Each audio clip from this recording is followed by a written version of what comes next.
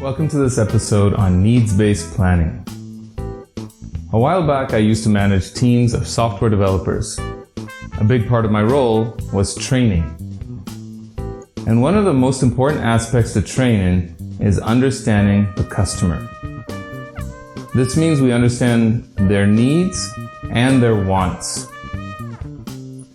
Whether we're building software or a house or a car or any other product, unless we incorporate the needs and wants of that customer, we won't successfully have an impact on the end user. This is what makes needs-based planning so important.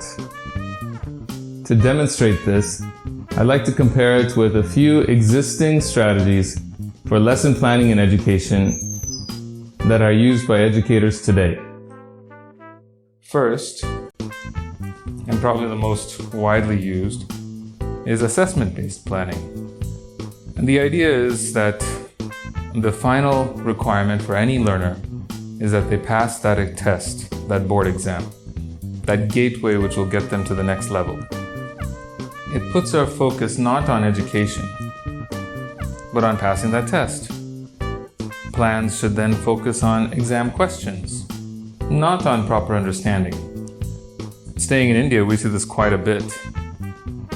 Teachers forget even the joy of the content, forget the exploration of science or understanding the way math integrates with the real world, or even business integrating with the real world.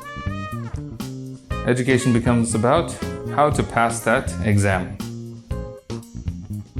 Another approach is outcome-based planning. The outcomes are what we would like to see. Students who understand the content. We would like to see students who excel in the exams. We would like to see students who represent the desired needs in society. Now, while this outcome-based planning actually seems like it's a comprehensive approach to developing students, it leaves out the student. The idea of self-worth is that the student has intrinsic value, not that we have to put value into the student and achieve that value through these outcomes. In other words, outcome-based planning tells the teacher what sort of student to develop. Finally, we have objective-based planning, and most curriculums are based on this. Now, objective-based planning identifies a list of objectives for the content. How does an evaluator know whether or not a student really understands photosynthesis, or factorization, or factors of production? These are all objectives within a curriculum, and so teachers base their plans off of those objectives.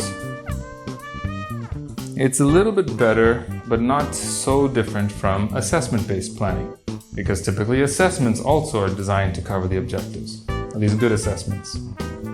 The challenge with this is the idea of growth mindset is left out.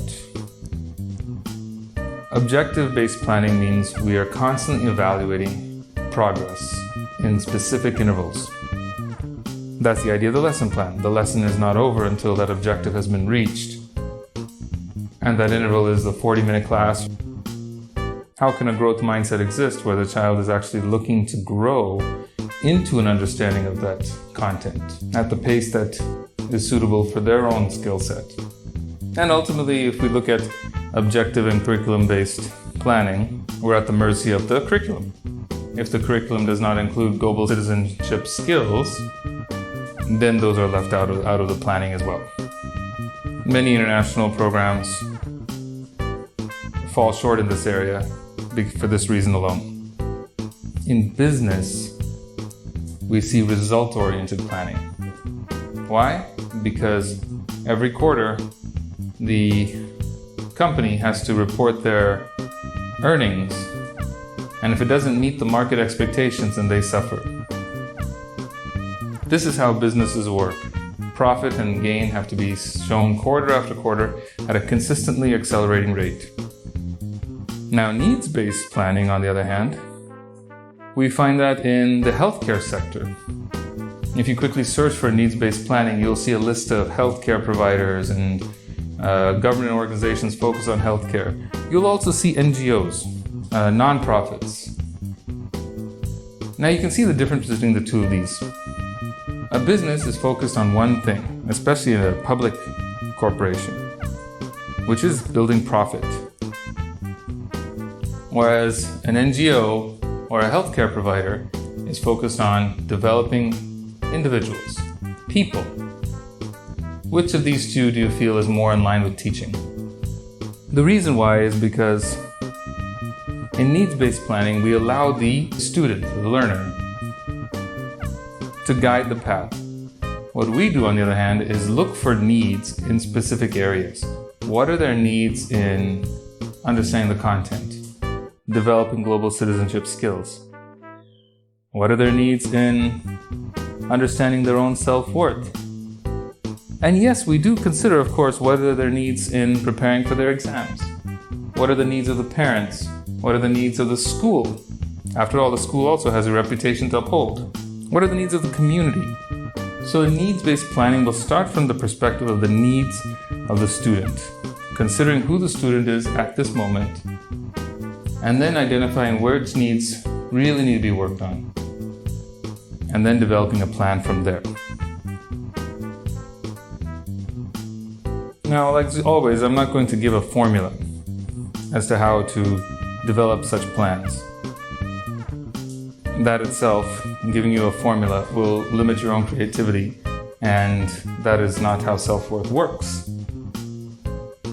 But what I would do is give you some things to consider as you plan. First of all, identify the needs of the student and student population that you are teaching. And make sure that you are considering all of the needs. Not just the needs academically of the school and the school's reputation, but all of the needs that you want to build within the student. After all, that's your role as a mentor. Now connect your learning plan to these needs. Make sure that somewhere along the way in your plan, those needs are mapped. There's a need you want to address, and nothing in your plan is actually tailored to addressing that. Then something is missing, and you'll know. Now this next step is very important.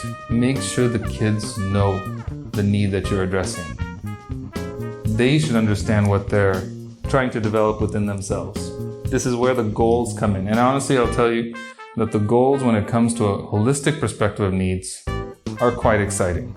Every student will understand how they're being developed.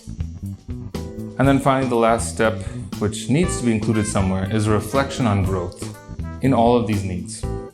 So these 4 things, if they're somehow covered in your plan, identify the needs, connect the plan to each need, ensure the kids know their needs, and then finally, give the students time to reflect on each of their needs. If these can be addressed, then you're well on your way towards needs-based planning.